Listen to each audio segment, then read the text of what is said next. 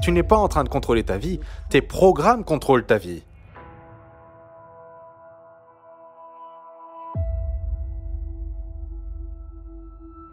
Dans le film Matrix, tout le monde a été programmé. C'est vrai aussi dans la vraie vie. Il n'y a pas une seule personne sur cette planète qui n'a pas été programmée pendant les 7 premières années de sa vie. Il n'y a pas de gène qui cause le cancer. Le cancer, c'est une conséquence d'un mauvais programme. Ça, on le sait depuis plus de 400 ans maintenant. Si je te programme, tu m'appartiens. Ça n'a jamais disparu de la conscience des gens au pouvoir. Et là, c'est la question qui vaut des millions, hein. Comment est-ce que je change le programme? Bruce, bienvenue dans le Parfait Show. Je suis super excité.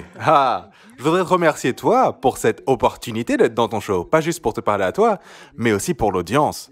L'audience qui est là, qui écoute et qui regarde et qui doit se dire, écoute, il doit quand même y avoir des réponses à tous ces problèmes qu'on a en ce moment dans le monde, parce que le monde est en chaos. Et donc, merci pour me donner cette plateforme pour parler d'un beau futur qui est possible pour tout le monde. Un beau futur pour tout le monde.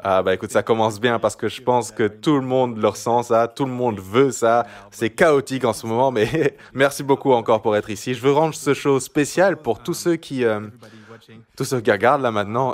Pour tous ceux qui sont déjà familiers avec Bruce, j'ai envie de rendre ce show spécial pour vous. Et pour tous ceux qui viennent juste de découvrir Bruce, je veux rendre ce show spécial pour vous aussi, pour que n'importe qui puisse vraiment en retirer quelque chose. Donc je voudrais commencer maintenant, parce qu'on a à peu près 1 heure ensemble. Est-ce que tu pourrais, s'il te plaît, nous dire comment tu as découvert tout ce qui est épigénétique et tout ça? Alors, commençons par définir la différence entre la génétique et l'épigénétique, parce que c'est une révolution. La plupart d'entre nous ont été programmés avec cette croyance du contrôle génétique, ce qui veut dire qu'en gros, contrôlé par les gènes, et que les gènes vont déterminer les caractères et les traits. Et donc je me dis, bon alors, qu'est-ce qu'on apprend? Eh bien, on apprend aux gens que les gènes que tu as ça vient de ta famille, ok? Que tu ne les as pas choisis, et que si tu n'aimes pas les traits que tu as, tu peux pas les changer. Et aussi, on te dit que les gènes s'activent et se désactivent d'eux-mêmes, ce qui veut dire qu'ils te contrôlent et tu ne les contrôles pas. Et donc je me dis, quel est le résultat de pensée qu'on a basé sur cette science? Et la réponse c'est, je suis une victime. Je suis une victime de mon hérédité. Peu importe ce qui se passe, s'il y a du cancer dans la famille, je vais avoir le cancer. S'il y a des problèmes de cœur, je vais avoir des problèmes de cœur. Parce qu'ils blâment tout ça sur les gènes. Ça s'appelle le contrôle génétique, contrôlé par les gènes. La nouvelle science dans laquelle j'ai été un pionnier, il y a 50 ans maintenant, est une science qu'on appelle l'épigénétique. Et donc ce que j'ai montré, c'est ça. J'ai pris des cellules génétiquement identiques et je les ai mises dans 3 boîtes de culture cellulaire différentes. J'ai changé l'environnement du milieu de culture, parce que je le fais ça dans un labo, c'est de la chimie, c'est comme du liquide dans lequel les cellules grandissent. Et d'ailleurs, voilà un point important. Le milieu de culture, c'est la version laboratoire du sang, de façon à ce que les cellules vivent dans un environnement similaire au sang.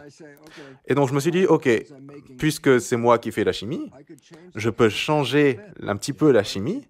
Et donc j'ai fait 3 boîtes différentes avec 3 milieux de culture différents, 3 environnements différents.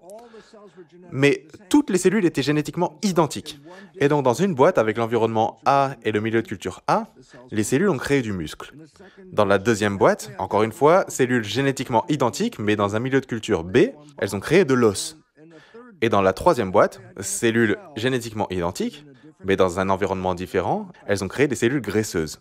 Et donc j'étais en mode, je suis en train d'apprendre que les gènes contrôlent la vie, mais la recherche me montre que les gènes ne contrôlent pas ce qu'ils deviennent. C'est l'environnement qui contrôle ce qu'ils deviennent. En changeant l'environnement, c'est tous les mêmes gènes, mais os, muscles, graisse, c'était pas basé sur les gènes, mais c'était basé sur l'environnement dans lequel les cellules grandissaient. Donc maintenant, ce que ça dit, c'est que le milieu de culture, l'environnement, contrôle la génétique. Ok? Quels gènes vont trouver expression? Et là, tu te dis, ok, mais c'est des cellules dans une boîte en plastique avec une version de laboratoire du sang. Et je dis, oui, mais voilà l'histoire. Quand tu te regardes dans le miroir, tu te vois en tant qu'une personne. Mais non. Tu omets que tu es fait de 50 000 milliards de cellules. Et je dis, pourquoi c'est pertinent? Parce que les cellules sont des entités vivantes. Bruce, une communauté. Parfait, une communauté de cellules. Ok? Donc, en dessous de ta peau, il y a 50 000 milliards de cellules. Donc, je dis, le corps, c'est un peu comme une boîte de pétri couverte de peau. À l'intérieur, il y a 50 000 milliards de cellules. Mais j'ai le milieu de culture original, le sang. Donc je dis, ah, donc la composition chimique du sang ou la composition chimique du milieu de culture, ça fait pas de différence si les cellules sont dans une boîte en plastique ou dans une boîte en peau. Ça reste contrôlé par l'environnement. Dans la boîte en plastique, je crée le milieu de culture. Dans ton corps, ton cerveau est le chimiste qui crée ton milieu de culture avec la bonne composition chimique. Ok? Donc je dis, oh, quel type de composition chimique le cerveau devrait mettre dans ce milieu de culture, le sang? Et là arrive la réponse la plus incroyable qui est, quelle est l'image qu'il y a dans ton mental? Est-ce que c'est une image de santé et de bonheur ou une image de peur ou faiblesse ou... Peu importe l'image à laquelle tu penses, elle va se transformer en chimie grâce au cerveau qui va s'aligner à l'image. Donc, une image d'amour dans ton cerveau va créer une chimie différente dans ton sang, comparée à une image de peur. Ok? Donc je dis, quand tu es amoureux, eh ben, ton cerveau va relâcher des choses comme la dopamine, qui est le plaisir de l'amour. L'oxytocine, qui est la liaison avec cet amour, ok? La vasopressine, parfait, va te rendre plus attirant, donc ton partenaire va rester avec toi. Et l'amour aussi, la chimie de l'amour, c'est les hormones de croissance. Et je dis donc quoi? Parce que je dis quand tu es amoureux, tu as la meilleure nutrition possible, la meilleure croissance. Et c'est là que les gens vont te dire « Oh, on peut voir qu'ils sont amoureux, ils sont tellement scintillants, ils sont en pleine santé. » Je dis ça, c'est la chimie de l'amour. Mais la chimie de la peur, c'est complètement différent. Et ça a un effet complètement différent. La peur, d'ailleurs, va couper ta croissance parce que le but est de te protéger de l'extérieur. Mais il faut bien que tu grandisses tous les jours. Et là, je suis un adulte, j'ai 76 ans, je grandis tous les jours. Pourquoi? Parce que chaque seconde, on perd des millions de cellules qui meurent, toutes les secondes. On a 50 000 milliards de cellules, mais toutes les secondes, il y en a des millions qui meurent. Des cellules de peau, de sang, de cheveux, de tout, de tout. Et toute l'idée, c'est ça. Combien de temps tu vas bien pouvoir vivre si toutes les secondes, tu as des millions de cellules qui meurent? Et donc je dis, écoute, tu as des cellules souches. Et qu'est-ce que c'est que ça? C'est des cellules embryoniques. Donc, quand il y a des cellules qui meurent, les cellules souches vont leur trouver des remplacements. Donc, la question devient, est-ce que tu as des cellules souches? Et la réponse est, est-ce que tu es en vie? Alors oui, tu as des cellules souches. Donc, en gros, quelle est la différence avec ma recherche? Les gènes ne prennent pas de décision. Les gènes, connectés avec l'environnement et ajustés pour s'aligner avec l'image de l'environnement, est-ce que c'est une image sans danger? Ou est-ce que c'est une image de peur? Ou une image d'amour? Ou une image de solitude? Peu importe l'image. Les hormones et les sécrétions du cerveau vont toujours s'aligner à cette image. Quand on était des enfants, peut-être qu'on jouait avec quelque chose qui s'appelait peindre les numéros. Et donc, tu as une image, et tu sais, il y a tout un tas de numéros dans des petits endroits, et tu as différentes couleurs, et tu as le nombre, et tu dois remplir l'espace. L'épigénétique, c'est peindre les numéros, mais à l'envers. Tu comprends ce que je veux dire? D'abord, tu as toute l'image, et ensuite, le cerveau va décomposer tout ça, il va se dire, OK, ça c'est blanc, ça c'est noir, et il va créer toute la chimie pour créer cette image. Et il va relâcher cette chimie dans le corps. T'es prêt? Parce que ça va t'époustoufler. Les cellules sont comme des pixels sur un écran de télé. Toutes les cellules. Et donc, quelle image vas-tu créer? Et je réponds, quel type de chimie tu viens de relâcher? Parce que tu es en train de peindre les pixels un peu. Et donc, mon corps, du coup, devient un complément qui va s'aligner à mes pensées. Donc, si je pense que je suis faible et que je vais tomber malade, alors le corps va dire, OK, apprêtons-nous à être malade parce qu'on est ouvert maintenant. Mais si tu es là persuadé que tu vas absolument pas choper la grippe, tu peux aller travailler et faire ta vie, tu vas pas choper la grippe. Donc, qui chope la grippe? Celui qui se dit, ouh, je peux peut-être attraper la grippe. C'est lui qui va le choper. Donc, en gros, tu es en train de dire que peu importe ce à quoi tu penses, tu deviens. C'est un peu ça que tu dis? Bah, attends, laisse-moi t'arrêter ici parce que ça, c'est une citation connue de Bouddha. Tu veux l'écouter? Écoute, voilà la citation de ce que tu viens de dire, exactement la même chose. Ce que tu penses, tu deviens. Et donc, ce que tu viens de dire là, c'est une citation... T'es comme Bouddha Junior. J'aime bien ça. Je vais l'utiliser, ça, je vais le regarder. Les amis, petite pause dans la conversation pour vous parler du sponsor, Cambly, l'application qui te permet de pratiquer l'anglais en personne avec des professeurs anglo-saxons. Souvent, on me demande comment j'ai fait pour apprendre l'anglais, devenir bilingue, parler couramment, comme aujourd'hui avec Bruce Lipton, et je réponds toujours l'immersion. Et il n'y a rien de tel pour ça qu'avoir une vraie conversation avec une vraie personne qui ne parle que l'anglais. Et avant, c'était pas facile de faire ça parce qu'il fallait voyager, etc. Mais aujourd'hui, avec Cambly, il n'y a rien de plus simple. Tu peux lancer l'application et 7 jours sur 7, 24 heures sur 24, 365 jours par an, tu auras tout un tas de professeurs disponibles pour parler comme ça instantanément avec toi. Donc, tu lances l'appel, quelques secondes après, boum, tu te retrouves en train de converser avec un professeur dont l'anglais est la langue maternelle. Tu peux parler comme ça de tout et de rien et pratiquer ton anglais. Et il y a aussi l'aspect apprentissage de leçons particulières. Par exemple, tu as envie d'apprendre un langage spécifique à la cuisine, et ben tu as un programme là-dessus. Et pareil, ce programme-là, tu peux t'y connecter quand tu veux et tu auras un tuteur en live qui va se connecter avec toi. Donc si aujourd'hui tu as envie d'apprendre l'anglais, de progresser en anglais, ou peut-être tu sais déjà parler anglais mais tu n'as pas envie de le perdre, tout simplement, eh bien je t'invite à aller télécharger l'application en passant par le lien dans la description. Ça te donnera accès à 10 minutes gratuites de conversation pour tester le truc, voir comment ça marche. Et aussi, si tu décides de t'abonner après, abonne-toi avec le code PARFAITCHAUD parce que ça te donnera 40% de réduction sur ton abonnement. Donc c'est presque moitié prix, d'accord? Donc je t'invite à faire ça tout de suite. Allez, retour à la conversation. Ok, donc tu dis que le cerveau, et je pense d'ailleurs que c'est instantané, donc dès que tu as l'idée, dès que tu as l'image, instantanément, des réactions chimiques vont se balader dans ton corps pour transformer ça en réalité. Exactement, et ça va sélectionner des gènes pour s'aligner à cette réalité aussi. Si c'est une réalité de peur, tu vas être en mode protection et tu vas te cacher. Si c'est une réalité d'amour, tu vas sortir et tu vas tout prendre parce que l'amour, c'est la croissance. La peur, c'est poussez-vous, poussez-vous. L'amour, c'est viens, viens. Donc si quelqu'un va être en pleine forme, en pleine santé, devenir l'amour serait la clé pour la santé éternelle, tu dirais? Ou est-ce que tu pourrais penser à l'amour, tu vois, toute la journée, le ressentir l'amour, mais malgré tout tomber malade? Est-ce que ça, c'est une possibilité? Oui, parce que l'idée, c'est que on vit à travers le conscient. C'est ça qui crée les réactions chimiques et le subconscient, d'accord? On vit à travers ces deux-là. Maintenant, on dit le conscient et le subconscient, quand on les met ensemble, ça fait l'esprit. Dis non, il y a deux esprits et ils font pas la même chose. Le conscient, juste derrière ton front, c'est là que tu es un individu. Il n'y a pas deux personnes pareilles. Genre, le conscient est unique. Tout comme ton code PIN, ton code... juste, il n'y a que toi qui viens dans ton conscient. Parfait, tu as un conscient différent que le mien, donc du coup, tu reçois différents signaux que moi. Il n'y a pas deux personnes pareilles, ok? L'esprit subconscient, c'est un peu comme un disque dur dans un ordinateur. On met des programmes dessus.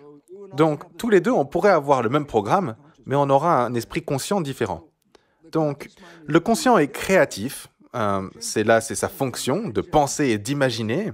Qu'est-ce que tu veux? Et je veux être en pleine santé, je veux avoir de la romance. Peu importe ce que tu veux créer. Le subconscient, c'est des habitudes. C'est pas de la création. J'ai appris à marcher. Ok, devine quoi?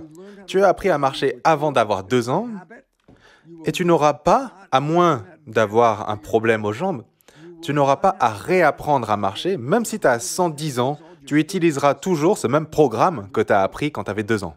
Donc, le subconscient apprend des programmes, et ensuite ils deviennent des habitudes, et ensuite ça se répète. Une habitude, ça se répète encore, et encore, et encore, et encore. Donc, si tu as pris une habitude quand tu avais 3 ans, tu pourrais avoir 100 ans aujourd'hui et jouer la même habitude, parce qu'une habitude, c'est automatique. Tu appuies sur le bouton, programme, boum. Penser, par contre, ça c'est créatif. Le conscient égale pensée, subconscient égale habitude, ok? Et donc quoi? Eh bien, je peux être content dans mon esprit conscient autant que je veux, mais la question devient, si je restais conscient, eh bien, je serais content tout le temps. Mais le problème, et les gens ne savent pas ça, et c'est pour ça que c'est aussi difficile pour eux, c'est le conscient est créatif, ça a ses souhaits, ses désirs. Si je te dis parfait, dis-moi ce que tu veux pour ta vie, etc., tu vas me dire je veux ci, je veux ça. Et ça, c'est l'imagination. Et si mon conscient gère ma vie un petit peu comme un véhicule, comme une voiture, et que je conduis comme ça ma vie avec mon conscient, ben, le conscient va m'emmener où? Vers mes désirs, vers mes souhaits. Mais voilà le problème, et tout le monde a ce problème. C'est l'esprit conscient est créatif, Mais l'esprit conscient peut penser. Et donc je dis, quelle est la différence? Créatif, je regarde le monde et ce que je veux. Penser, je vais à l'intérieur de ma tête. Parfait. Aujourd'hui, on est mardi. Si je te dis, qu'est-ce que tu fais jeudi après-midi? La raison pour laquelle je te pose cette question, c'est que c'est probablement pas écrit devant toi, là, mais dans un moment ou deux, tu vas penser, tiens, qu'est-ce que je vais faire jeudi? Et au moment où tu as pensé, tu n'étais pas en train de regarder à l'extérieur, tu regardais à l'intérieur. Il va falloir que tu changes la direction. Donc, quand je suis conscient, je regarde à l'extérieur. Quand je pense, je regarde à l'intérieur. Et donc, je dis, qu'est-ce que ça veut dire? Eh bien, si tu conduis et que tu commences à penser, et c'est ton conscient qui était censé conduire la voiture, mais d'un coup, tu commences à penser. Eh bien, à ce moment-là, tu ne regardes plus à l'extérieur. Et donc là, tu dois te dire, mais la voiture va cracher. Et non. Le subconscient qui a l'habitude, c'est en autopilote. Autopilote. Quand tu es en train de penser et que tu as arrêté de regarder à l'extérieur avec ton conscient, ton subconscient sait comment faire les choses. Il sait comment conduire, il sait comment marcher, il sait comment faire ton travail, il y a des habitudes. Et donc, pourquoi c'est pertinent? Et tous les gens dans l'audience, c'est le moment de se réveiller. Vous êtes prêts? Le conscient est créatif. Et tu peux créer le paradis sur Terre. Ok? Le subconscient, c'est les habitudes. Et je dis, d'où est-ce que tu as pris l'habitude? Le comportement, l'habitude. Ok? Et je dis, tu les as pris d'autres personnes. Qu'est-ce que tu veux dire? Le cerveau est un ordinateur. C'est un ordinateur. Donc, allons au magasin. Je ramène un ordinateur complètement neuf, et j'appuie sur Start.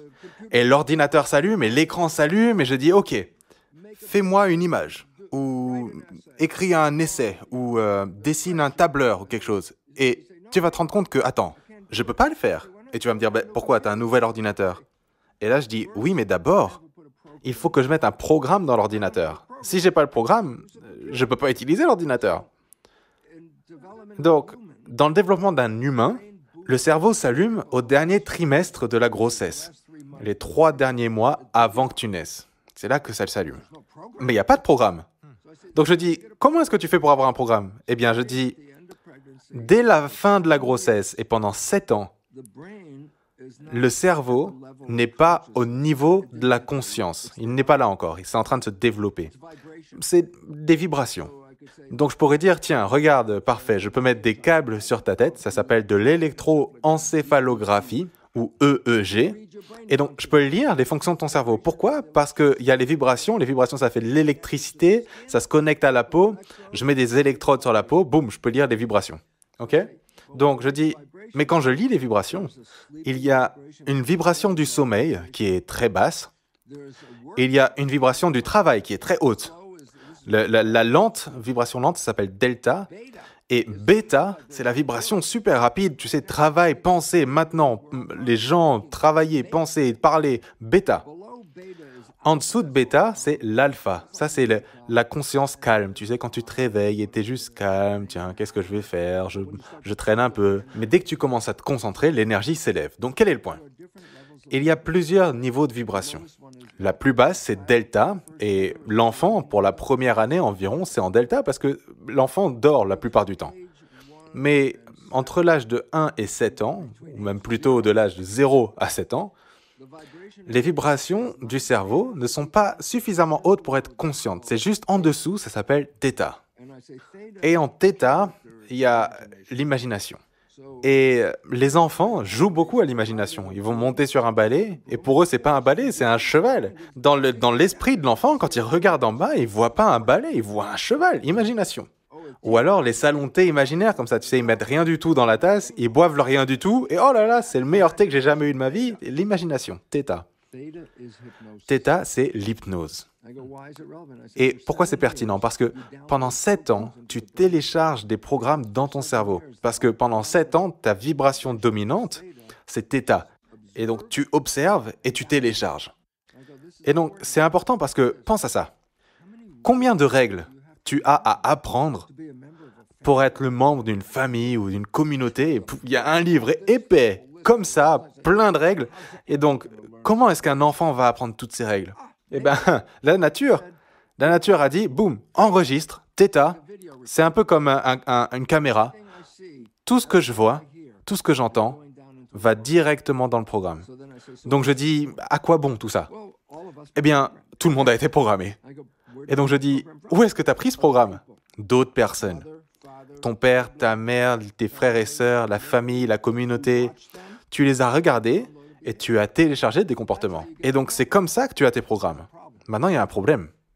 Parce que si tes parents ont un mauvais programme, eh ben, tu télécharges le mauvais programme. Tu télécharges le bon programme, tu télécharges peu importe ce que tu vois. Il n'y a pas de filtre qui dit « Ouh là là, ça c'est mauvais, prends-le pas ». Non, il n'y a pas de filtre. Donc tu télécharges le bon, tu télécharges le mauvais. Donc ce que je dis, c'est que tous les programmes qu'on a, ils sont mixtes. Il y a un petit peu de bon, il y a un petit peu de mauvais parce qu'on a copié nos parents. Et où est-ce qu'eux, ils ont pris leur programme? De leurs parents à eux. Et où est-ce qu'eux l'ont pris? De leurs parents. Donc l'expérience qu'on a dans notre subconscient, c'est là où il y a les programmes, donc c'est notre disque dur, on va dire. Ces programmes qui viennent majoritairement dans nos vies sont venus quand on était dans un état d'hypnose dans nos 7 premières années. Et donc je dis, les programmes qui sont venus ne viennent pas de nous, mais il n'y avait pas tes désirs et tes souhaits dedans. Non, ça a copié tes parents. Et si tes parents avaient un problème dans leur vie, tu as le programme pour avoir le même problème. Donc quelque chose comme le cancer, tu dis « Oh là là, le cancer, c'est à cause des gènes ». Non. Le cancer, ça vient du programme. Tu prends un enfant, tu vas adopter un enfant, et tu le ramènes dans une famille qui a un cancer qui traîne dans la famille, eh bien, l'enfant adopté va avoir le même cancer que celui qui traîne dans la famille, tout comme les autres enfants de la famille, sauf que l'enfant adopté vient d'une génétique complètement différente. Le cancer, c'est une conséquence d'un mauvais programme. Un programme d'auto-sabotage, un programme autodestructeur, si tu veux. Il n'y a pas de gène qui cause le cancer. Donc, voici le point. Le cerveau de l'enfant s'allume, dernier trimestre de la grossesse, et ensuite, de là jusqu'à l'âge de 7 ans, la vibration dominante du cerveau est θ, qui est l'imagination avec laquelle l'enfant s'amuse, tu vois. Le monde imaginaire, mais θ, c'est l'hypnose. Donc pendant 7 ans, tu télécharges. Et après l'âge de 7 ans, l'esprit conscient, donc toi, là, juste là, toi en tant qu'identité, toi en tant qu'esprit, juste là, peut ensuite aller taper sur le clavier et créer des histoires et créer ta vie, tu vois. Oui, mais tu as quand même le programme qui traîne dans ton subconscient, un programme de quelqu'un d'autre. Mais quand tu es conscient, je peux écrire exactement ce que je veux. Je veux être heureux, je veux être en pleine santé, je veux des super relations. Je peux le taper et mon esprit est censé le comprendre. Mais voilà le problème. Et je l'ai mentionné. Quand tu es en train de penser, tu laisses tomber le contrôle. Et ensuite, le disque dur du subconscient, le comportement subconscient, que tu as du coup chopé d'autres personnes, reprend le contrôle. Parce que c'est de l'autopilote. Donc, si je conduis la voiture et d'un coup je commence à penser, alors je ne suis plus consciemment en train de regarder à travers la vitre, je suis en train de penser, ok, qu'est-ce que je fais jeudi? Je pense. Donc, qui est-ce qui conduit la voiture? Eh bien, le subconscient, c'est le programme. Je sais conduire la voiture, j'ai appris à conduire la voiture. Donc, quel est le point de tout ça? 95% de ta vie ne vient pas de tes souhaits et de tes désirs conscients. 95% de ta vie vient de tes programmes que tu as téléchargés d'autres personnes. Tu n'es pas en train de contrôler ta vie, tes programmes contrôlent ta vie. Et donc, pourquoi est-ce que c'est pertinent? Parce que la plupart des programmes qu'on a téléchargés sont autodestructeurs. Et peu importe les problèmes que tes parents avaient, devine quoi, tu les as aussi. Mon père avait des problèmes cardiovasculaires, boum, j'ai des problèmes cardiovasculaires. Waouh, c'est la génétique. Non, c'est le programme. Et si tu sors du programme, donc, et d'ailleurs, tu sais, il y a 2 choses que je dois dire là tout de suite. La première, cette histoire, ça fait maintenant... Ça fait au moins 30 ans que je dis la même histoire, mais j'en ai pas une meilleure. Donc, ça donne ça. Tu as un ami. Tu connais très bien le comportement de ton ami. Tu connais son comportement. Et tu connais les parents de ton ami. Et un jour, tu vois ton ami qui fait exactement la même chose que ses parents et tu dois lui dire.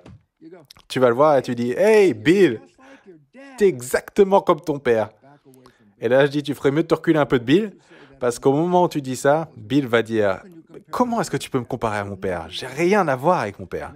Et tout le monde vit cette expérience, tout le monde connaît ça. Et donc, pourquoi est-ce que c'est l'histoire la plus profonde? Et la réponse est ça. Tout le monde peut voir que le comportement de Bill ressemble à celui de son père. Le seul qui ne peut pas le voir, c'est Bill.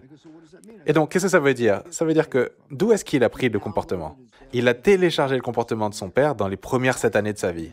Et donc, pourquoi est-ce qu'il joue le comportement de son père? Parce que son esprit conscient n'y porte pas d'attention. Et donc, du coup, quand le comportement ressort, ça vient du programme, pas de l'esprit conscient. Mais le conscient ne peut pas voir ce qui se passe, parce que le conscient est bloqué dans toutes ses pensées. Donc, Bill pense, mais comment est-ce que tu peux me comparer à mon père? Parce que dans son esprit, il ne ressemble pas à son père. Mais dans le programme de Bill, c'est son père. Mais il ne voit pas le programme. Et donc, quelle est la conclusion? Nous sommes tous Bill. Tout le monde, toute la journée, 95% de notre vie vient de programmes subconscients qu'on a chopés d'autres personnes et on ne les voit pas. Donc pourquoi c'est pertinent? Parce que si j'ai un mauvais programme depuis ma famille et que je le joue, est-ce que je sais que je le joue? Non. Non, je peux pas y porter attention, je suis en train de penser. Donc ma vie n'est même pas ma vie est un programme. Et donc je me dis, waouh. Donc, alors ça voudrait dire que le film Matrix, c'est pas de la science-fiction. C'est la vraie vie. Qu'est-ce que tu veux dire? Dans le film Matrix, tout le monde a été programmé. Et donc je dis, c'est vrai aussi dans la vraie vie. Il n'y a pas une seule personne sur cette planète qui n'a pas été programmée pendant les 7 premières années. Donc je dis, ouais, on a tous été programmés. Et dans le film, ils disent, eh bien, tu peux prendre la pilule bleue et tu peux te réveiller, tu es toujours dans le programme. Prends la pilule rouge et tu sors du programme. Donc qu'est-ce qui se passe si tu sors du programme? Et je dis, je vais te donner un exemple où la plupart des gens sont sortis du programme, parce que la plupart des gens, quand ils arrivent à un certain âge, ils ont pris cette pilule rouge, sans le savoir. Mais ça a changé leur vie. Et qu'est-ce que c'était ça? Tomber amoureux de quelque chose ou de quelqu'un. Mais pourquoi?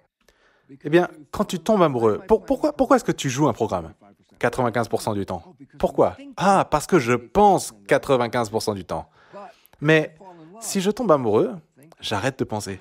Pourquoi? Parce que si tout ce que tu as cherché est juste là, pourquoi est-ce que tu penserais? Non, tu restes là, tu apprécies ce que tu as. Et ça s'appelle être attentif. Être attentif, rester dans le présent. Et ça, c'est l'équivalent de la pilule rouge. Tu arrêtes de jouer le programme. Et donc, qu'est-ce que ça veut dire? Je dis, ta vie, c'est bla bla bla bla bla. Et ensuite, tu rencontres quelqu'un.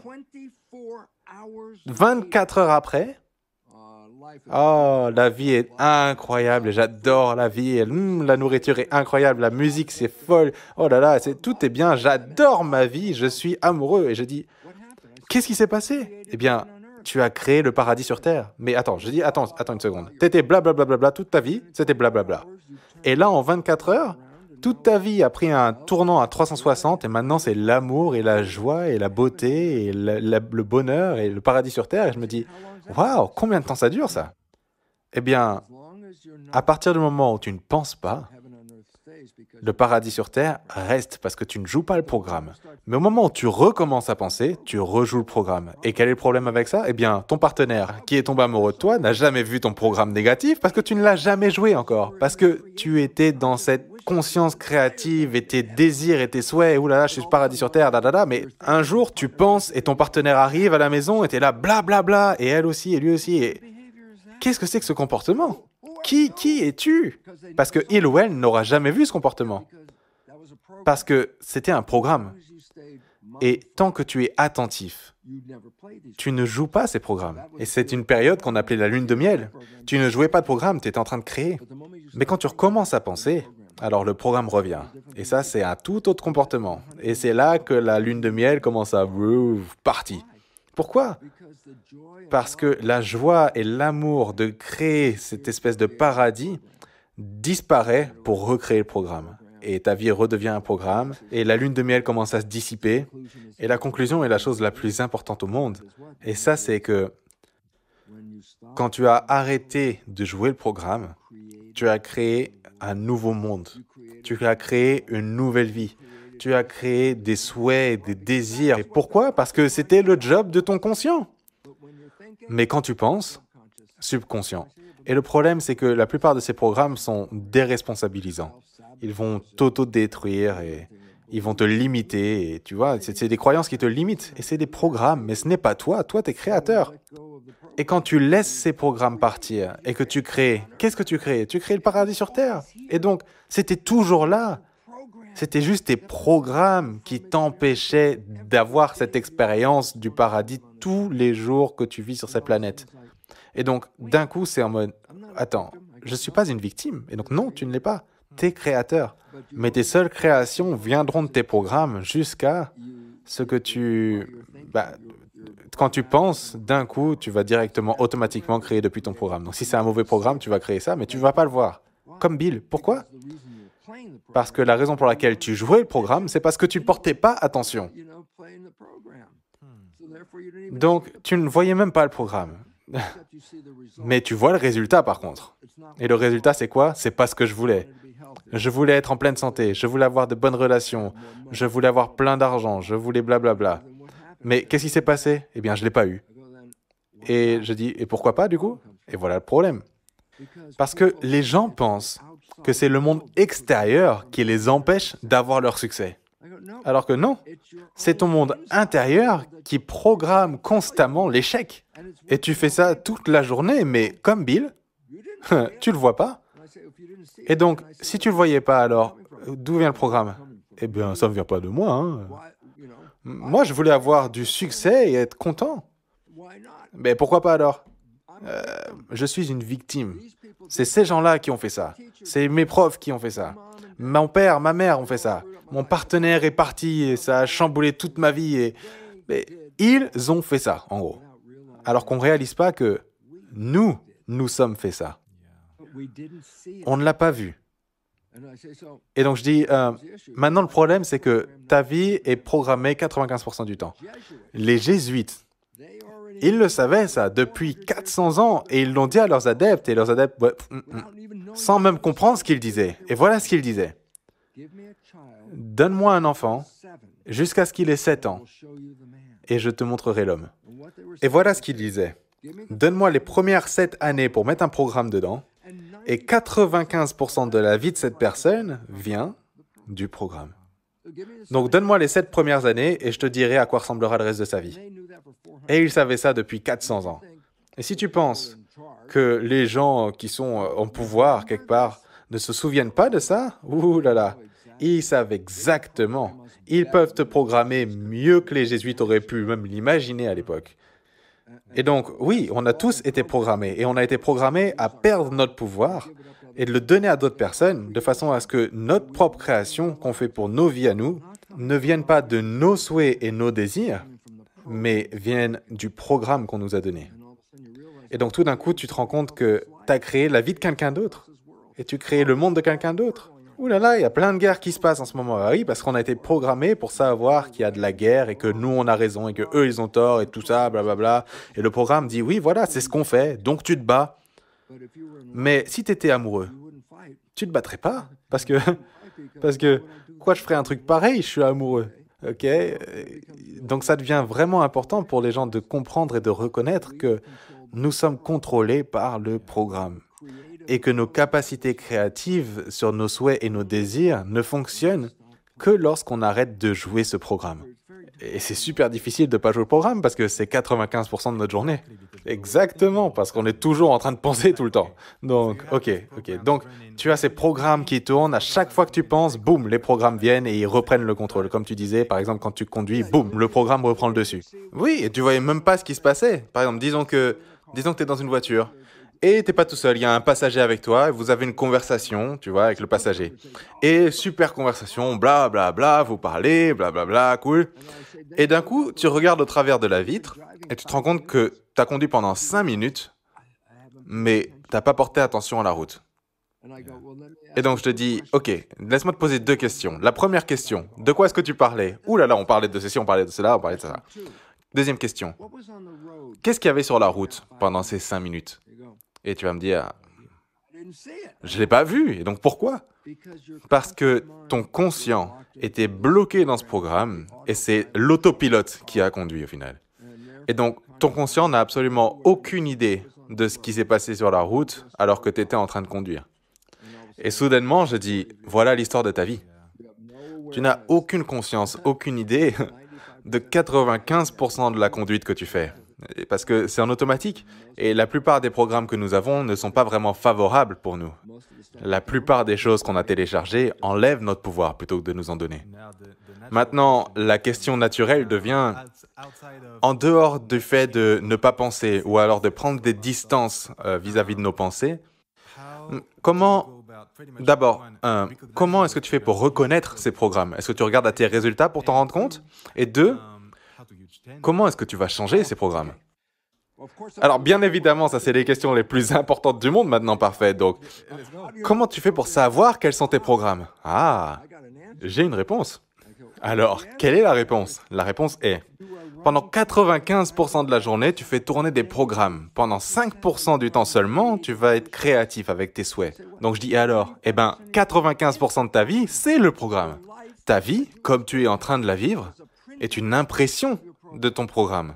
Du coup, qu'est-ce que ça veut dire? Eh bien, je dis, toutes les choses que tu aimes qui arrivent dans ta vie, elles viennent parce que tu as un programme qui dit « Viens, venez », tu vois. Mais toutes les choses avec lesquelles tu galères, donc les relations, le travail, tu sais, la santé, tu galères avec tout ça, tu travailles dur, tu vois, je veux que ça arrive et je vais transpirer pour ça. Je travaille très très dur, tu vois, je mets beaucoup d'efforts. Pourquoi tu travailles aussi dur? Et la réponse est simple. Peu importe ce que tu essayes d'atteindre et tu as du mal à y arriver, c'est pas parce que l'univers veut pas te le donner, c'est ton propre programme qui t'empêche de l'avoir. Donc, si tu essayes d'avoir une relation, par exemple, et tu n'arrives pas à en avoir une, et tu te dis, mais qu'est-ce qui tourne pas rond chez ces gens? Non, non, non, non. Qu'est-ce qui se passe chez toi avec ton subconscient? Parce que peu importe ce que tu es en train de jouer, dans ton subconscient, est en train de repousser tous ces gens. Et donc, à chaque fois que, ouh là là, je suis une victime, ils m'ont quitté, je dis, non, non, non, tu les as aidés. Peu importe la façon avec laquelle tu répondais à eux, ça les a forcés à partir. Et donc, d'un coup, je dis, donc, quels sont tes programmes? Eh bien, regarde à ta vie. Les choses que tu aimes, tu as un programme, c'est pour ça que c'est là. Les choses que tu veux, que tu n'arrives pas à avoir, eh bien, c'est pas parce que l'univers ne veut pas te le donner, c'est ton propre programme qui t'empêche de l'avoir. Par exemple, j'aurais absolument pas pu avoir une bonne relation tant que je jouais le programme de mon beau-père. Leur relation a été pourrie, a été mauvaise. Et donc, pourquoi c'est pertinent? Eh bien, j'ai téléchargé ce comportement. Donc, à chaque fois que je commençais des relations, eh bien, je prenais ma mère, mon père, et puis je devenais mon père, et j'avais le même comportement que mon père, et du coup, tout le monde se barrait. Et donc, l'idée, c'est que, comme Bill, je ne voyais pas ce que je disais, mais elle partait, et tout ce que je pouvais dire, c'est « bah, elles sont parties ». Et je me disais pas « et moi dans tout ça ?» Alors que tu étais celui, de façon inconsciente, Bruce, qui a créé un comportement qui les a repoussés parce que ce comportement était programmé. Et donc, en gros, c'est ça la bonne nouvelle. Quels sont mes programmes? Regarde ta vie. Simple. Ta vie est une impression de ces programmes. Peu importe là où tu as du mal, c'est pas parce que l'univers ne veut pas te le donner. Tu as du mal parce que, peu importe la destination que tu vas atteindre, le programme que tu as eu dans ton développement ne t'aide pas à aller là-bas. Et du coup, tu galères, tu peux pas y arriver parce que ton programme ne t'aide pas, ne te permet pas d'y arriver. Et voilà au final pourquoi tu trimes. Maintenant, la partie suivante, et là c'est la question qui vaut des millions, hein, la question qui vaut des millions, comment est-ce que je change le programme? Ok, alors A. Est-ce que je sais quel est le programme? Alors ça, je viens de te le dire. Tu as des problèmes avec tes relations? Eh bien, voilà ce que ça veut dire. Mon programme vis-à-vis des relations ne soutient pas les relations que je veux créer. Il faut que je change ce programme. Alors, comment est-ce que je change ce programme? Et ça a toujours été le problème. Pourquoi? Parce que le conscient, c'est celui qui va se dire « Ok, ce programme est bon, ce programme n'est pas bon. » Mais le subconscient, lui, ne pense pas. Il a juste des programmes. Il dit juste « Ok, appuie sur le bouton de l'ordinateur et boum, il va jouer le programme de façon automatique. Il n'y a pas de pensée. » Donc, en quoi c'est pertinent? Ces deux esprits sont différents. Le conscient est connecté à ton expérience personnelle, ton expérience spirituelle personnelle. Toi, dans ton conscient, est unique dans le monde entier. Okay? Le subconscient, lui, n'a que des programmes à l'intérieur, comme j'ai dit. Donc, l'un est créatif, conscient, alors que l'autre est habitude. Ce ne sont pas les mêmes. Conscient contre habitude, il y en a un qui est créatif, l'autre qui est habitude, donc il y en a un qui est répétition, alors que l'autre dit « viens, on teste des trucs nouveaux ». Donc je dis, pourquoi c'est pertinent? Parce qu'ils ont deux fonctions différentes, ok, conscient et subconscient, mais ils apprennent de différentes façons aussi. Donc qu'est-ce que ça veut dire? Le subconscient, c'est l'habitude. Donc, qu'est-ce qui est important à propos de l'habitude? Eh bien, une fois que tu as l'habitude, tu n'as pas envie que ça change. Parce que, sinon, ça serait pas une habitude. Ah, j'ai appris à conduire une voiture, j'ai cette habitude, mais je viens d'oublier comment conduire une voiture. Maintenant quoi? Ou alors, tiens, j'ai appris à marcher quand j'avais 2 ans, mais je viens d'oublier comment on marche. Non, non, ça marche pas comme ça. Donc, voilà l'idée. Les habitudes résistent au changement. Parce que si elles changent, eh bien, c'est plus des habitudes du coup. Oui, c'est leur travail du coup. Ok, donc l'idée c'est que celui-là, le conscient, il est créatif, il a des souhaits, des désirs, et celui-là, du coup, le subconscient, a des programmes. Et donc, comment on fait pour mettre un programme à l'intérieur? Eh bien, ça ne vient pas de juste penser. Parce que c'est pas comme ça qu'une habitude se fait. Une habitude se fait... Comment tu fais les premières 7 années? Eh bien, l'hypnose, theta. Donc je dis, donc si je veux changer mon subconscient, je peux utiliser l'hypnose. Et tu dis, oui, mais tu n'as pas besoin d'un hypnotiseur. Tu peux changer avec tes propres hypnoses. Et je dis, pourquoi? Eh bien, chaque nuit, tu te rappelles quand j'ai dit qu'il y avait plusieurs vibrations? Quand tu es réveillé, c'est très haut, mais au fur et à mesure que tu vas te coucher, eh bien, ça descend jusqu'à ce qu'à un moment donné, quand la conscience se déconnecte et que tu t'endors, la prochaine période du cerveau, c'est theta. Et tu te rappelles, c'est la période de l'hypnose. Donc, quand je m'endors, ma conscience se déconnecte, mais les prochaines minutes, les minutes qui suivent, le cerveau se met à la vibration de theta avant d'aller à la plus basse qui est delta. Et donc, pendant que c'est en theta, peu importe ce que le cerveau entend, tout comme pendant les 7 premières années, ça se télécharge dans le subconscient. Donc, tous les soirs, quand tu vas te coucher, tu peux mettre ton casque avec un programme qui va soutenir ce que tu cherches à accomplir. Peut-être c'est un programme pour les relations, un programme pour faire de l'argent, ou un programme pour être en pleine forme. Donc, tu joues ça avec ton casque. D'ailleurs, ces programmes, c'est quoi? C'est des affirmations? Eh bien, c'est un peu plus que ça. Ça va te donner toute une histoire sur à quel point tu es puissant, tu vois, dans ces programmes. C'est pas juste tu es intelligent, tu es intelligent, tu es intelligent. Non. C'est plus que ça. D'ailleurs, en parlant de reprogrammer son subconscient pendant qu'on dort, j'interromps la conversation pour vous dire 2 mots du sponsor, Deep Belief. Deep Belief, et vous allez voir, ça tombe très bien, c'est la première application d'auto-hypnose audio pour reprogrammer son subconscient, justement. L'appli est très simple à utiliser. Vous choisissez votre objectif, par exemple, réussite en amour, puis une croyance limitante à déloger sur le sujet. De là, vous aurez une séance audio de 7 minutes à écouter pendant 21 jours d'affilée, le soir, au moment où vous entrez en onde θ. Ainsi, vous pourrez remplacer vos croyances limitantes par des croyances positives, reprogrammer votre subconscient et reprendre la main sur votre réalité intérieure et extérieure. En plus des séances de 21 jours, avec Deep Belief, vous pouvez reprogrammer votre subconscient beaucoup plus vite parce que vous avez aussi des séances matinales de 5 minutes. Vous avez des shots d'affirmation positives de 3 minutes et il y a même une séance de 7 heures pour reprogrammer toute la nuit. Cette appli est conçue par des experts en hypnose et en neurosciences et le meilleur dans tout ça, c'est que vous pouvez l'essayer gratuitement pendant 7 jours en téléchargeant l'application, en utilisant le lien dans la description. Donc si vous êtes sur l'ordinateur, YouTube là tout de suite, c'est très facile, mais si vous êtes sur mobile, vous cliquez sur le titre de la vidéo, ça va ouvrir la boîte à description. Et pareil, si vous êtes sur une plateforme de podcast, pareil, il faut cliquer sur le titre de l'épisode et la boîte à description va apparaître et vous pourrez voir le lien pour télécharger Deep Belief. Donc maintenant que tu sais que tu peux reprogrammer ton subconscient, pourquoi pas juste essayer de le faire dès ce soir, commencer à le reprogrammer dès maintenant avec Deep Belief, 7 jours gratuits, lien dans la description, je te laisse faire ça et on retourne à la conversation. Mais donc, tu écoutes ce programme, mais tu es en train de dormir. Donc, qui est-ce qui écoute ce programme? Theta. Mais theta, c'est l'hypnose. Donc, peu importe ce que tu viens d'entendre, boum, ça commence à se télécharger. Donc, au fur et à mesure que tu vas le répéter, tu peux changer ta vie juste en mettant un casque toutes les nuits avec un programme qui va soutenir ce que tu veux accomplir. Donc, tu as appris que la première façon de mettre un programme dans le subconscient, c'est le theta, l'hypnose, pendant les premières 7 années. Mais toutes les nuits, juste après que tu déconnectes et que tu t'endormes, la prochaine zone de temps est θ, justement. Donc, si tu mets un casque, peu importe ce que tu entends, ça ne va pas aller dans ton conscient parce que tu es en train de dormir. Ça va aller directement dans ton subconscient. Ça, c'est l'auto-hypnose, numéro 1. Numéro 2. Le truc, c'est que cette auto-hypnose en θ a marché pendant 7 ans. Mais tu as appris d'autres habitudes après tes 7 ans. Tu as appris à conduire une voiture, tu étais plus âgé que 7 ans. Tu as peut-être appris à jouer de la musique, tu étais sûrement plus vieux que 7 ans. Peu importe, il y a des choses nouvelles que tu as apprises. Et donc, comment tu les as apprises? T'es prêt? La pratique. Répétition, tu as répété. En répétant. En répétant quelque chose, tu crées une habitude. Donc, après l'âge de 7 ans, tu peux apprendre de nouvelles habitudes. Mais tu les apprends à travers l'effort d'une répétition. Tu vois, tu répètes, tu répètes, tu répètes.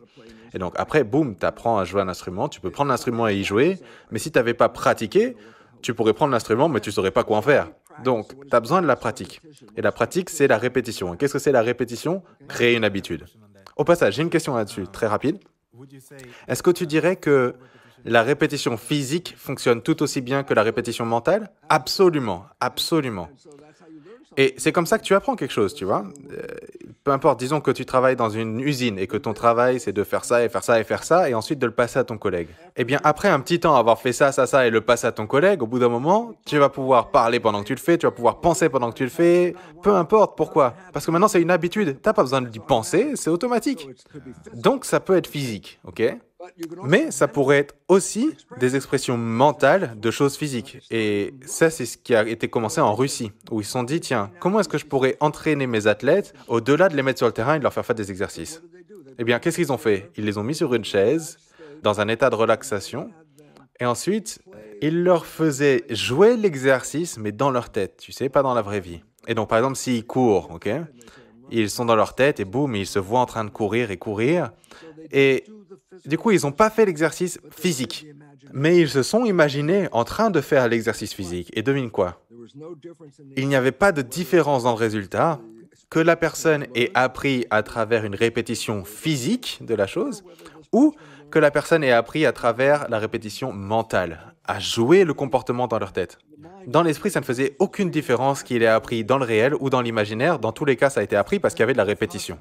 C'est incroyable et c'est même difficile à croire pour la plupart des gens parce que juste le fait de penser que j'ai pas fait la chose, mais j'ai quand même le même résultat, et ça prouve encore ce que tu disais au tout début, que l'image mentale que tu vas avoir va créer la réaction chimique qui va ensuite créer tout ce qui se passe dans ton corps. Et ça, c'est la partie la plus cool, parce que c'est là que les psychologues se sont rendus compte que tu n'as pas besoin de faire l'exercice de façon physique, tu as juste besoin de le répéter dans ton esprit comme si tu le faisais. D'ailleurs, pour la même quantité de temps, ou quand c'est mental, tu dois le faire plus longtemps.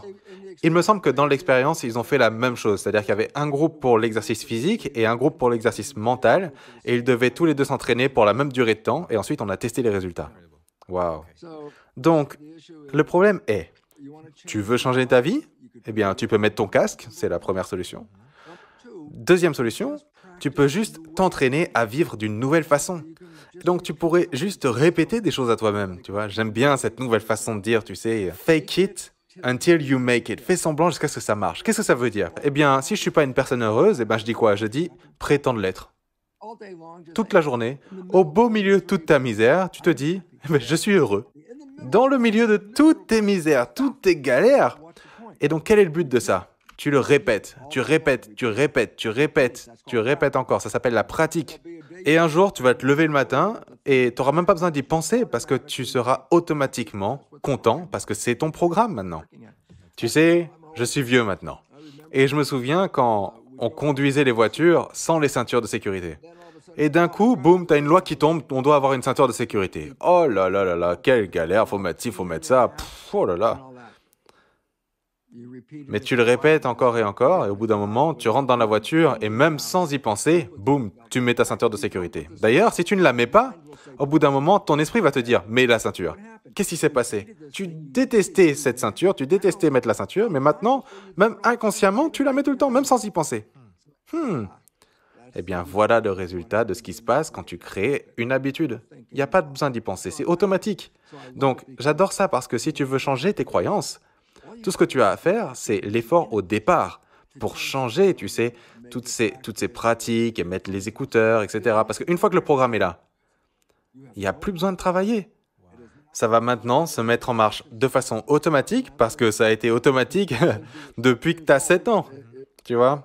Mais sauf que maintenant, ça va opérer avec un nouveau programme parce que tu as mis un nouveau programme. Et donc, on a les deux premiers, donc l'auto-hypnose avec tes écouteurs, ensuite le fake it until you make it, et ensuite le troisième, le truc le plus incroyable de tout l'univers, ça s'appelle la psychologie énergétique. Et donc, qu'est-ce que c'est que ça? C'est pas la psychologie conventionnelle. Là, on rentre dans le super apprentissage.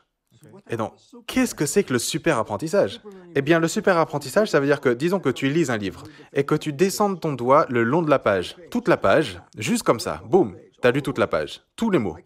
Je pourrais me tenir aujourd'hui dans une librairie avec ce super apprentissage et lire tout un livre en 5 à 10 minutes, juste en tournant la page. Boum, je tourne une page, je tourne la page, je tourne la page. Et ça peut aller aussi vite que ça s'appelle le super apprentissage. Et ces nouvelles modalités de psychologie énergétique engagent le processus de super apprentissage. Et là, je dis quoi?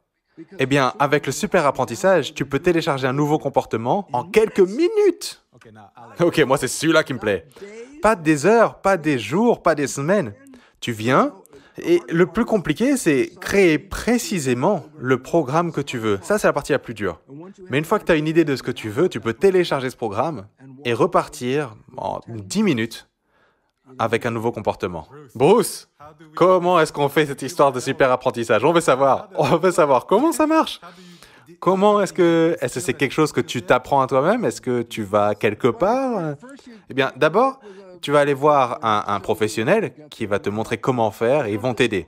Et c'est pas de la psychologie au passage. Hein. Pour faire ces trucs de super apprentissage, t'as pas besoin de retour en arrière, aller voir ce qui s'est passé quand tu étais un enfant et que ta mère t'a fait ça et que ceci et que cela, da. Non, non, ça c'est de la psychologie conventionnelle. Où tu rejoues toutes les ordures et à chaque fois que tu les rejoues, devine ce qui se passe. Tu renforces le programme. Et oui, il y a cette expérience. Et c'est pour ça, à chaque fois, il y a les mouchoirs pour que tu puisses pleurer et tout ça. Et donc, la psychologie énergétique ne te demande pas comment tu as eu le programme. On ne te demande pas ça. Par contre, quel est le programme que tu ne veux pas? Et donc, je m'en fiche de comment je l'ai eu. J'ai un programme pour des mauvaises relations.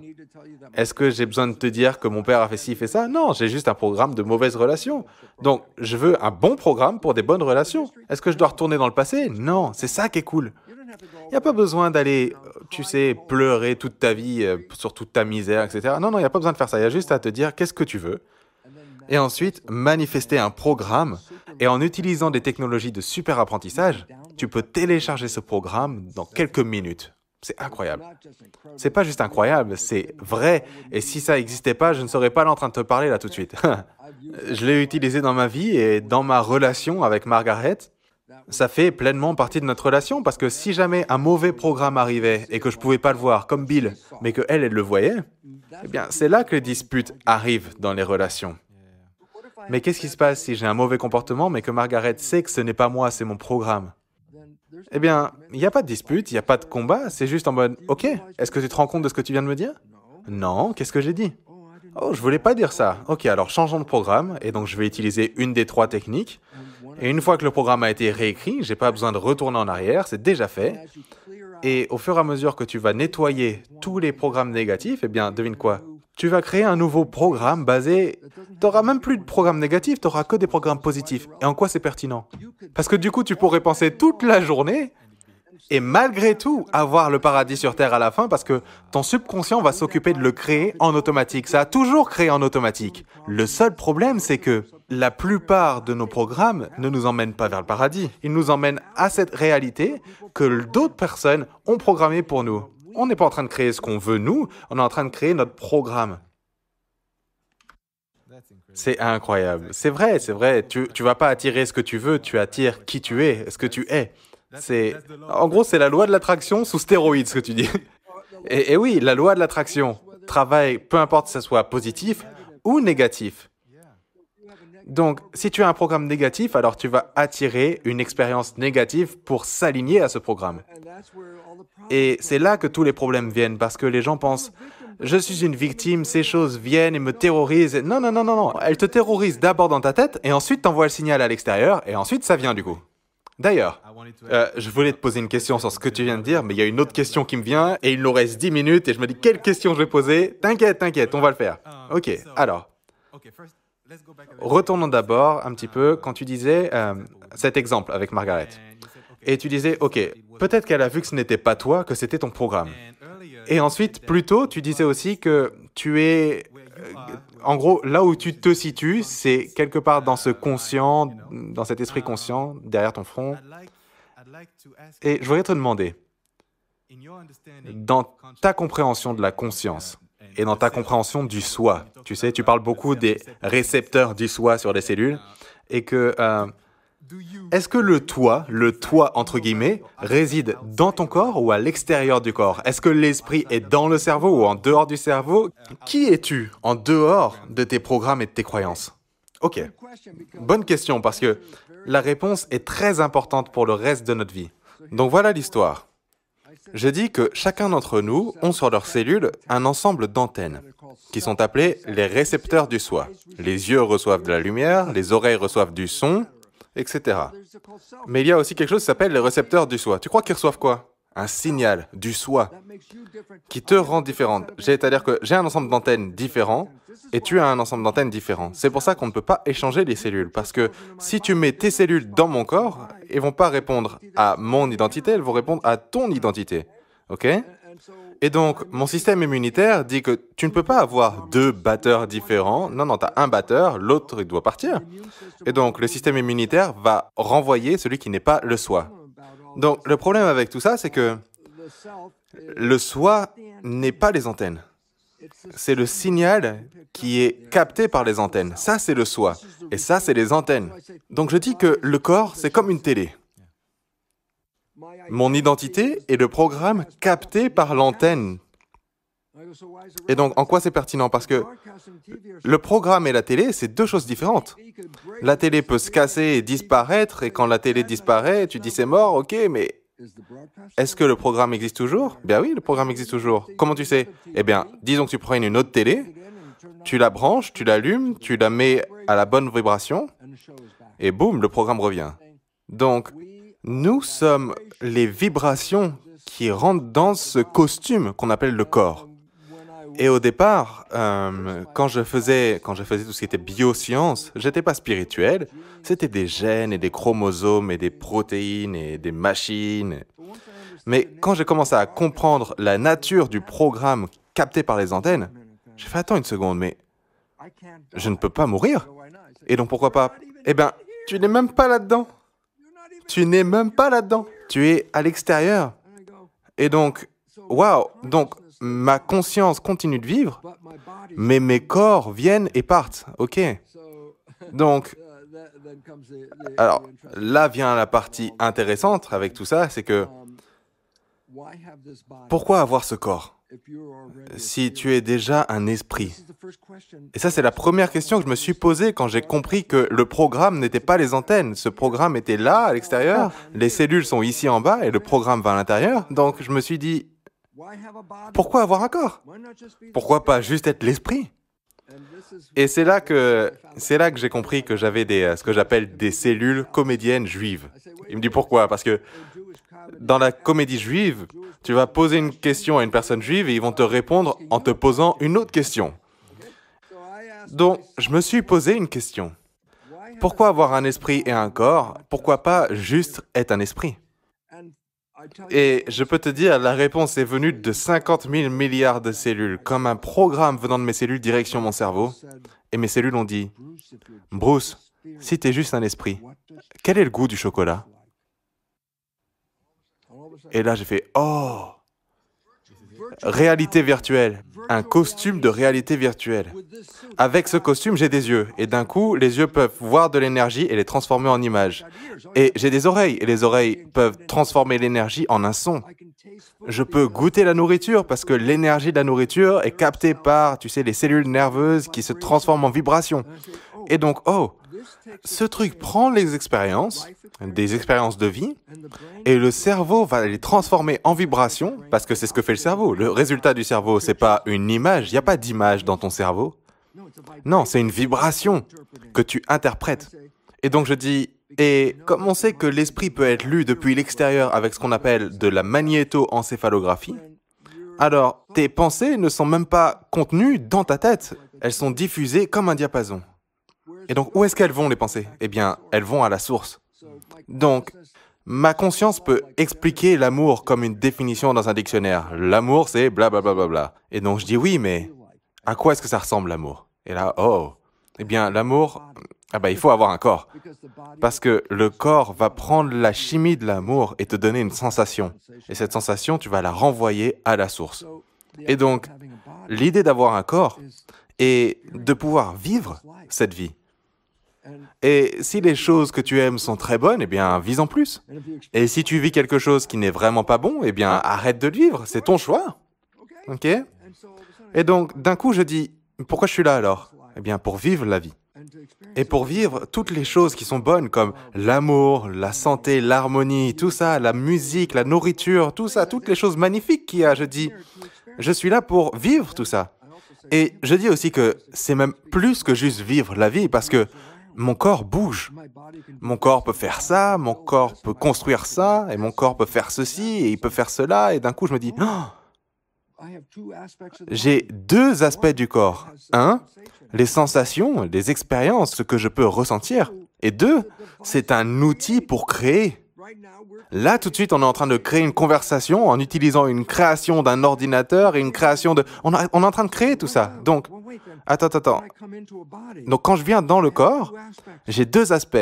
Un, créer, et deux, des retours de sensations.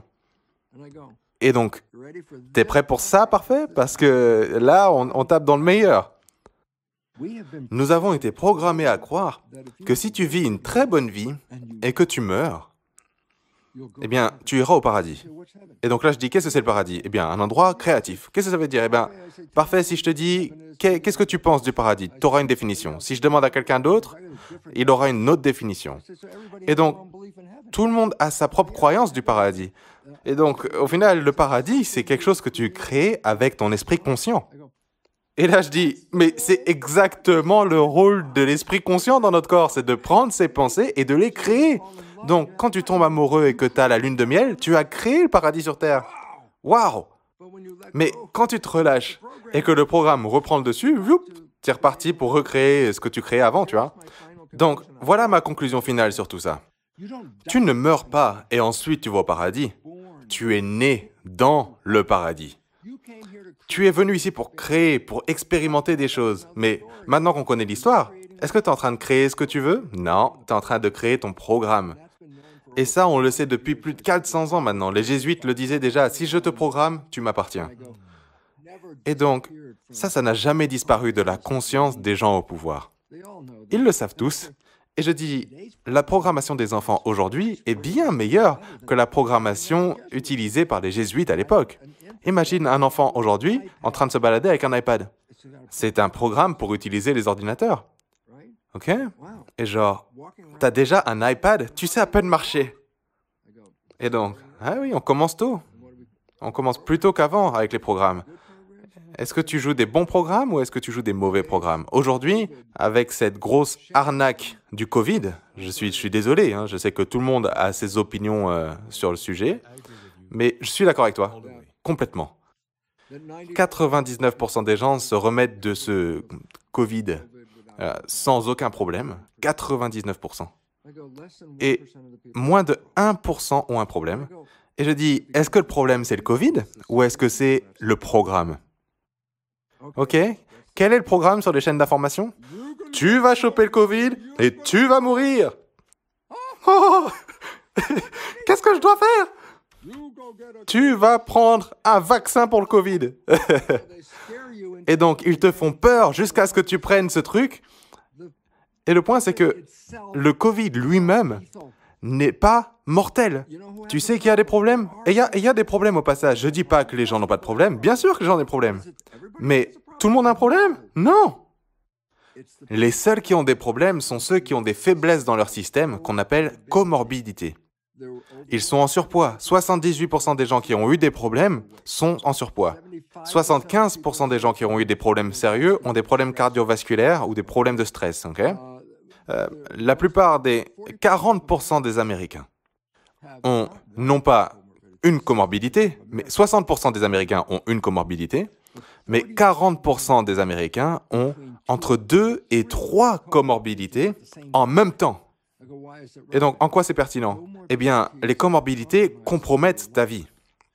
Et donc, maintenant, tu vas attraper le Covid, mais tu étais déjà compromis. Tu étais compromis bien avant toutes ces histoires de Covid. Et donc, maintenant, le Covid va t'affaiblir parce que ton système immunitaire a été sous pression avec toutes ces autres comorbidités que tu as.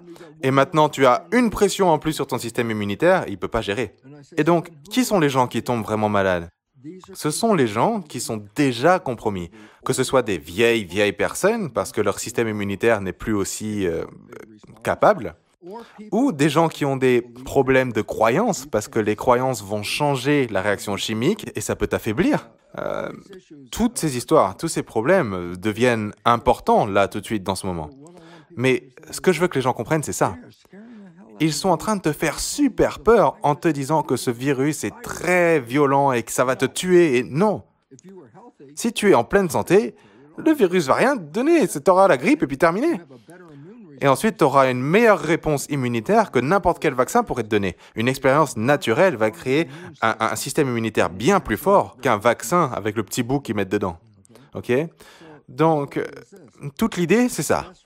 La meilleure réponse au Covid, si tu n'as pas de comorbidité, c'est-à-dire que tu n'as pas une des choses comme le diabète, tu sais, le surpoids, toutes ces choses-là, si tu n'as pas tout ça, avoir le Covid, c'est la meilleure forme de vaccination que tu puisses avoir. Parce que tu ne vas pas te retrouver avec des anticorps juste pour un petit bout du virus. Tu vas avoir des anticorps pour tout le virus. Et si ça revient encore, et devine quoi? Je crois que le chiffre, c'est 40% des gens infectés ne savaient même pas qu'ils étaient infectés. OK? 80% de la population a été infectée mais n'est jamais allé voir le docteur ou aller à l'hôpital. Non, pourquoi? Parce que leur système immunitaire était capable de gérer ça sans en arriver là. Et ensuite, je dis, oui, mais il y a quand même un pourcentage des gens qui tombent malades. Et je dis, oui, et c'est pas un accident. Ils sont déjà affaiblis. Et ça n'a même pas besoin d'être physique au passage. Juste le stress va couper le système immunitaire. Et ensuite, je dis, tu crois que c'est pas une période stressante pour les gens? Est-ce que j'ai encore un travail? Je sais pas, il n'y a pas d'argent ici. OK? Comment je vais faire pour payer pour ça? J'ai pas de job, je survis de semaine en semaine, j'ai pas travaillé la semaine dernière. Comment je fais maintenant? Tu veux parler de stress? C'est la période la plus stressante sur les gens parce que le futur est trop incertain. Et tous les jours, ils te le rendent plus stressant et plus incertain. Ouh, il y a une variation du Covid maintenant. Ouh, t'as pas eu le vaccin? Ouh, tu vas avoir la variation, encore plus de stress. Ils ajoutent du stress à tout ça.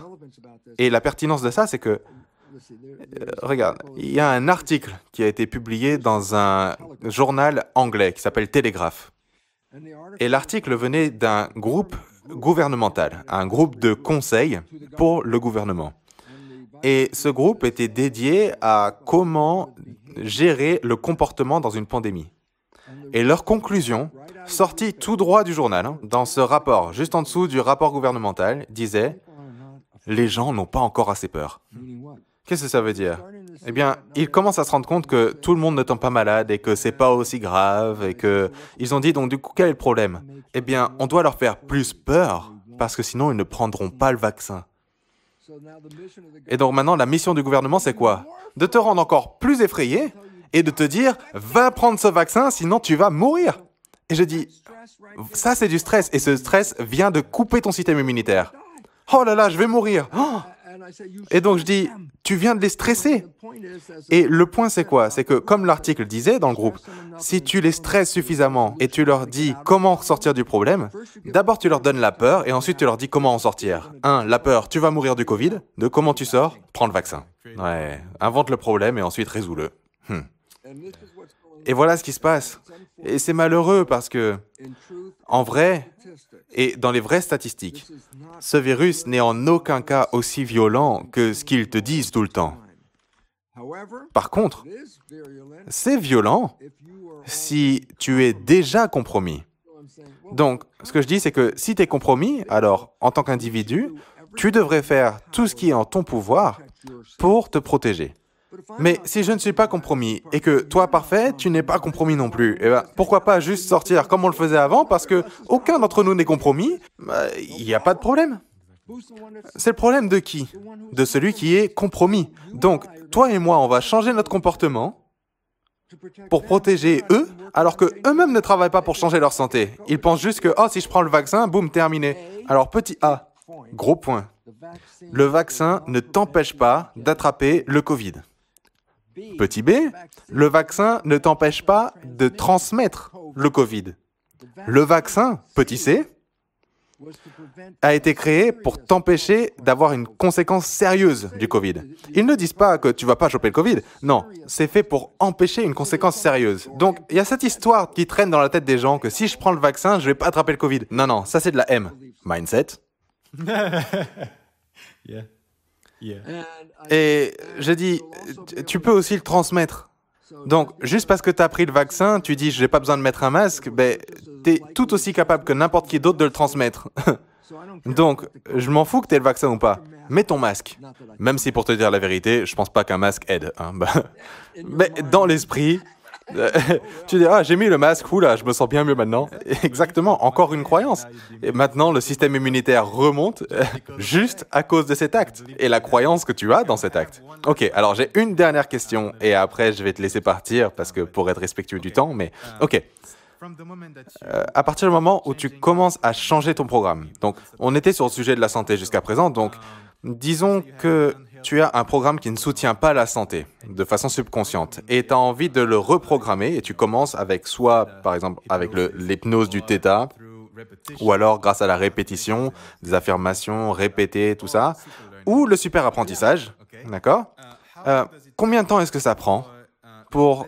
Ok, disons que tu as ce nouveau programme maintenant qui tourne.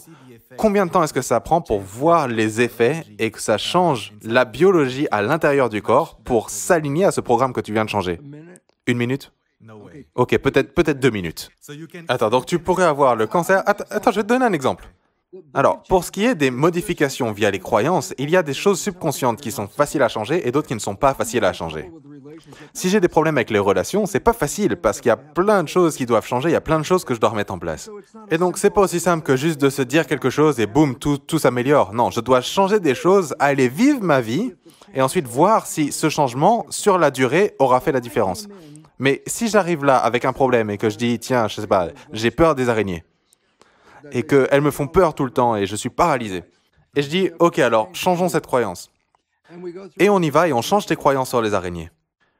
Eh bien, 1 minute après, je peux te montrer une araignée et tu n'auras pas la même réaction que tu aurais eu 1 minute avant. Donc, ce qui est intéressant à travers tout ça, c'est que quand tu as une peur ou une phobie, eh bien, je peux créer le stimulus très rapidement. La peur des chiens, la peur des araignées, la peur de la hauteur, peu importe la peur, je peux créer ce stimulus maintenant. Mais si je change le programme et qu'ensuite on crée le stimulus, tu peux voir en 1 minute, tu ne réponds pas comme tu l'aurais fait 1 minute avant.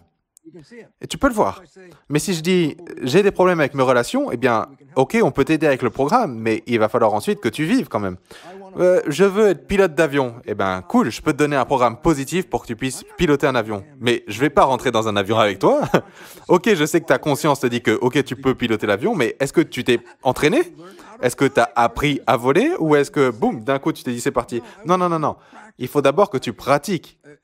Donc, si j'ai la peur de l'avion, je peux changer le programme et te dire, ok, je veux devenir un pilote.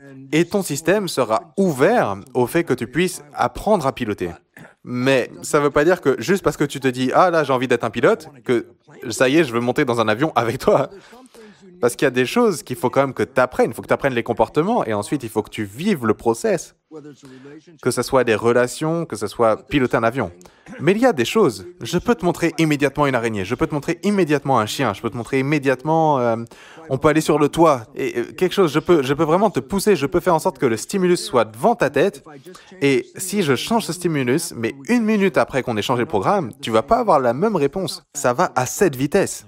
Et donc, je dis, c'est 2 choses complètement différentes. Tu vois, la première, c'est répondre à un stimulus directement. Et l'autre, c'est créer une relation. Bah, d'abord, tu ferais mieux de sortir. Hein. Et commencer à rencontrer des gens. Et ensuite, tu vas trouver quelqu'un avec qui tu aimerais bien avoir une relation. Ça ne se fait pas directement. Mais quand tu regardes en arrière, tu te rends compte que tu n'étais jamais capable de créer et de maintenir une relation, avoir cet équilibre. Et là, je regarde en arrière et je me dis, maintenant que j'ai cette relation, oh, j'ai changé le programme là, mais ça a pris du temps pour expérimenter tout ça, pour le vivre. Donc c'est pour ça qu'il y a des changements qui vont être instantanés et d'autres qui vont prendre plus de temps, basés sur la complexité des interactions nécessaires. Et vis-à-vis de la santé, disons que tu as un problème de santé. Disons que, ok, tu as le cancer, ok? Tu viens de changer ta croyance vis-à-vis de la santé. Combien de temps est-ce que ça prend pour que le corps soit guéri? Eh bien, ça s'appelle la rémission spontanée. C'est ça le nom. Rémission, ça veut dire récupération. Qu'est-ce que ça veut dire rémission spontanée? Récupération instantanée. C'est comme ça que ça marche. Les cellules répondent aux signaux. Une cellule cancéreuse répond à un signal qui n'est pas en train de soutenir la santé. J'ai changé le signal, et donc la cellule cancéreuse va disparaître.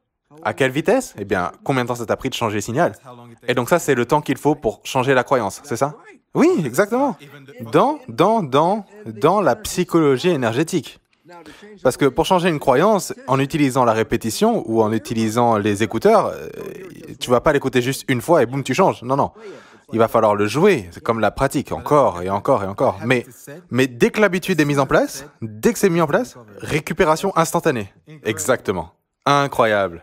C'est une façon incroyable de finir le show. D'ailleurs, tout le monde, si ça vous rend pas votre pouvoir, ça, je sais pas ce qu'il fera, changez vos croyances et vous allez changer vos résultats, même d'un point de vue biologique. Vous pouvez littéralement guérir des maladies incurables.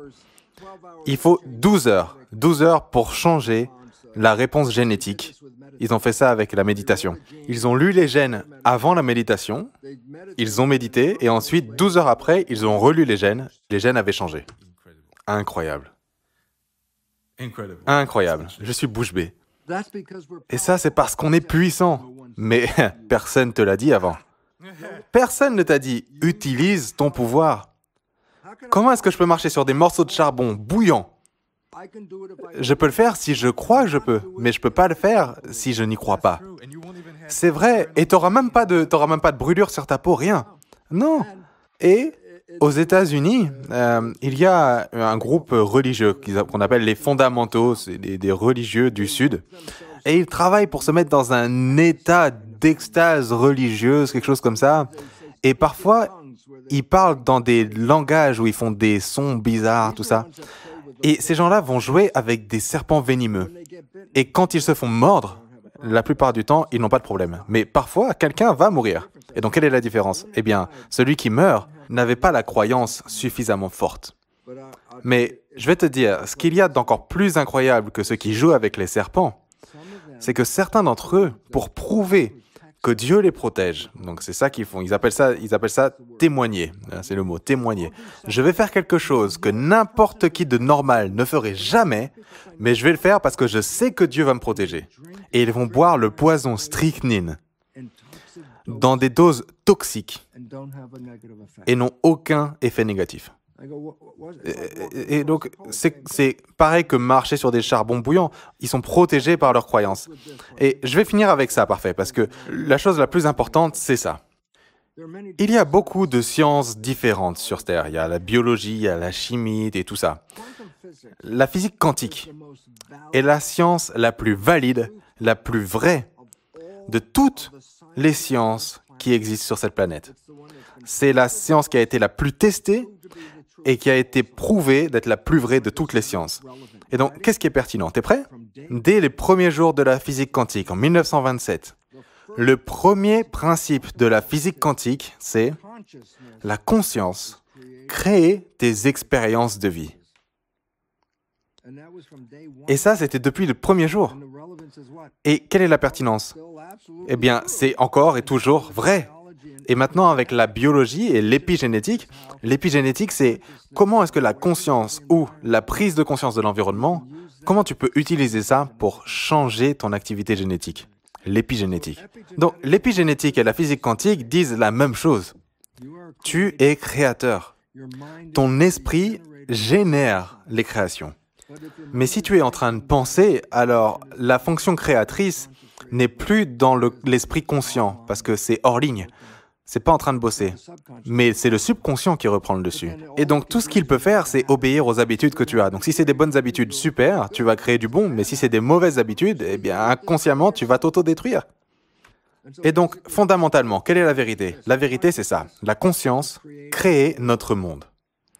Et malheureusement, il y a tout un état de programmation qui arrive pendant les premières 7 années de vie, qui vont pouvoir soit te responsabiliser avec des bons programmes, ou alors te saboter avec des mauvais programmes.